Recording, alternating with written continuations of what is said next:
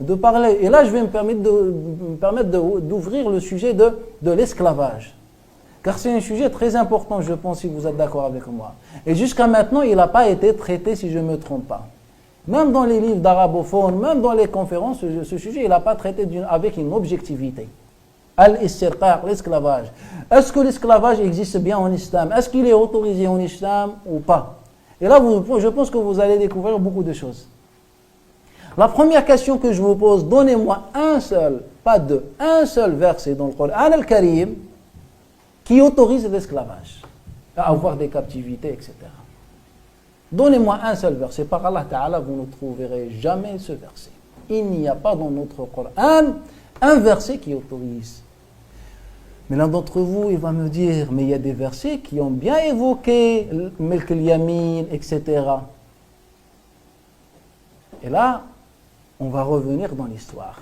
Quelles sont les raisons qui ont mené à ce résultat de l'esclavage dans l'histoire? On avait deux raisons en général, fondamentales. La première raison, c'est les guerres. Et la deuxième raison, c'est la pauvreté. Et la pauvreté avait plusieurs formes.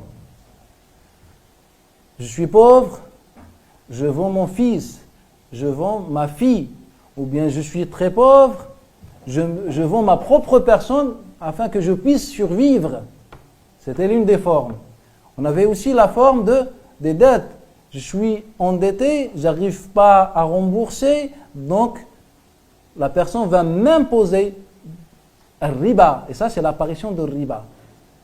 Car lorsque celui qui nous a prêté de l'argent, il vient après le délai, par exemple, et on n'a pas les moyens pour rembourser. Il nous dit, je vous rajoute encore un temps à condition d'avoir des intérêts.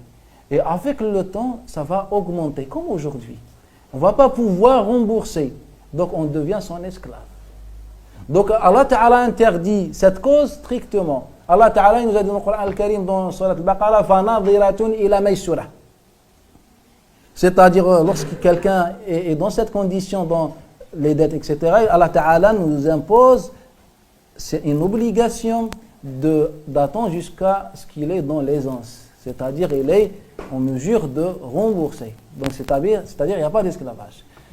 Vendre la propre personne, c'est interdit dans les hadiths de Nabi sallallahu alayhi wa sallam.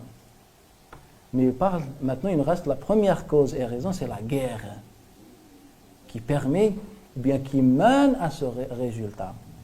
Il faut savoir que les esclaves, chez les Arabes, représentaient tout. C'est-à-dire, moi je suis un Arabe dans l'époque de Quraysh. J'ai des esclaves. C'est eux qui travaillent à ma place. C'est eux qui portent. C'est eux qui lavent. C'est eux qui préparent à manger. C'est eux qui font tout. C'est eux mes biens. Ma richesse, c'est eux. Pensez-vous que la religion va venir et va dire aux Arabes, c'est bon, l'esclavage est haram. Personne ne va suivre l'islam. C'est comme l'alcool. Est-ce que Allah Ta'ala, dès le premier jour, nous a révélé un verset qui dit que l'alcool est haram? Non, avec le temps. Donc il y a une sagesse en islam. Donc au premier temps, l'islam a laissé passer. Mais bien sûr, l'islam, c'est une religion qui touche tous les domaines de la vie. Il va devoir nous proposer quelque chose. C'est-à-dire, il va devoir traiter le sujet de l'esclavage. Et c'est pour cette raison qu'on trouve l'esclavage mentionné dans le Coran Al-Karim. Car au premier temps, on ne peut pas l'interdire dès les premiers jours. On a compris pourquoi. Mais maintenant, il faut le traiter. Et là, Allah Ta'ala a mis en place un système pour traiter l'esclavage. C'est pour ça qu'on le trouve mentionné dans le Coran Al-Karim, afin qu'on puisse alléger la situation des esclaves. Et Allah Ta'ala a insisté sur deux choses. Notre relation avec l'esclave et l'affranchissement des esclaves. Et pour ces deux raisons qu'Allah Ta'ala a parlé des esclaves et l'esclavage dans le Coran Al-Karim, mais aussi le Nabi sallallahu alayhi wa sallam. Et le prophète nous a donné les détails sur cette relation. Que l'esclave doit manger avec nous, doit dormir avec nous, c'est-à-dire dans les mêmes conditions, qu'il doit s'habiller avec nous, comme par exemple le hadith de l'imam al-Bukhari d'après Al-Ma'rou, d'après Wasil al-Ahdab, d'après Abi Dhar al-Ghifari, que Abid al-Ghifari s'habillait comme son esclave, il n'y avait pas de différence, qu'on ne faisait même pas la différence entre le maître et l'esclave. Donc il y avait une réforme en attendant l'interdiction. En attendant l'interdiction. Et puis, la deuxième chose, c'est l'affranchissement. Et vous savez que dans l'école hanafite, la meilleure adoration financière, c'est affranchir un esclave, libérer un esclave. Allah Ta'ala dit وَمَا أَدْرَاكَ مَا الْعَقَبَةِ فَكُّ رَقَبَةٍ أَوْ إِطْعَامٍ. Dans ce verset surat al-Balad, Allah Ta'ala il nous parle de deux choses. فَكُّ رَقَبَةٍ, l'affranchissement des esclaves. Deuxième, أَوْ إِطْعَامٍ, donner la nourriture. Mais il a bien mentionné l'affranchissement au début. Et c'est pour ça, Abu Hanifa et l'école hanafite nous disent que affranchir les esclaves, c'est la meilleure adoration financière car il a avancé par rapport aux donner à manger. Après, parfois, l'affranchissement est obligatoire dans le kafara, dans certains sujets. Donc, l'islam, qu'est-ce qu'il a fait? Il a essayé de réformer cette relation et la situation des esclaves. Deuxième chose, d'appeler les gens par bienfaisance de libérer les esclaves. Et puis, on vient après Al-Hudaybiyah, le pacte de Al-Hudaybiyah, certains savants disent après l'ouverture de Mecca. La divergence n'est pas importante. Allah Ta'ala nous a interdit clairement l'esclavage. Dans Surat Muhammad.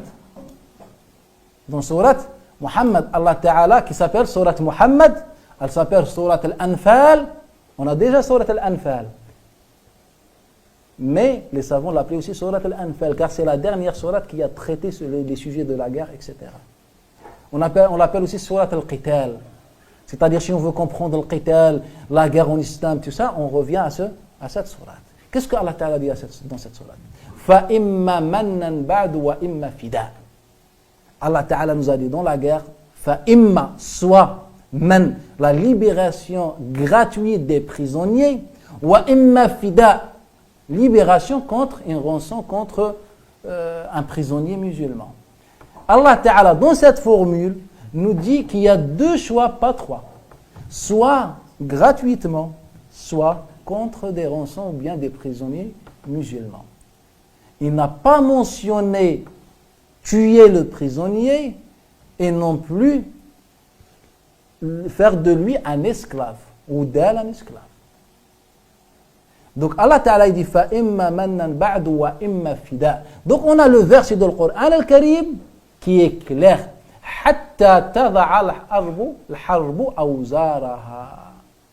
Mais c'est l'un d'entre vous, il peut me dire, mais certains savants ont dit que le verset est abrogé. Et c'est pour ça qu'on a autorisé dans les livres du fiqh l'esclavage. Car il faut le dire. Et il y a des savants qui ont dit que ce verset est abrogé. Moi je veux dire, je suis d'accord, je peux être d'accord avec ces chouyours, mais quand je me dirige vers les hadiths du prophète sallam et le verset même, je ne peux pas être d'accord. Et ce sujet n'accepte pas d'ijtihad. Et je ne suis pas fanatique en disant cela. Moi, je respecte les avis de tout le monde. Dans tous les sujets ou bien des sectes, ça ne me dérange pas. C'est Allah qui juge, ce n'est pas moi. Mon devoir, c'est comment vivre avec eux. C'est ce que Allah Ta'ala m'a dit dans le Coran al-Karim. Les ta'arafu. Donc, mais ce sujet n'accepte pas l'ijtihad. Vous allez me dire pourquoi. Je veux dire, revenez avec moi dans ce verset. Allah Ta'ala nous dit il y a deux choses. Soit libération gratuite, soit payante. Jusqu'à quand il y a Allah? Allah Ta'ala dit hatta, jusqu'à tada'a al-harbu awzaraha, jusqu'à ce que la guerre cesse et s'arrête. On est tous d'accord? Donc Allah Ta'ala nous a déterminé et défini un temps, une période, jusqu'à ce que la guerre cesse. Qu'est-ce que cela veut dire?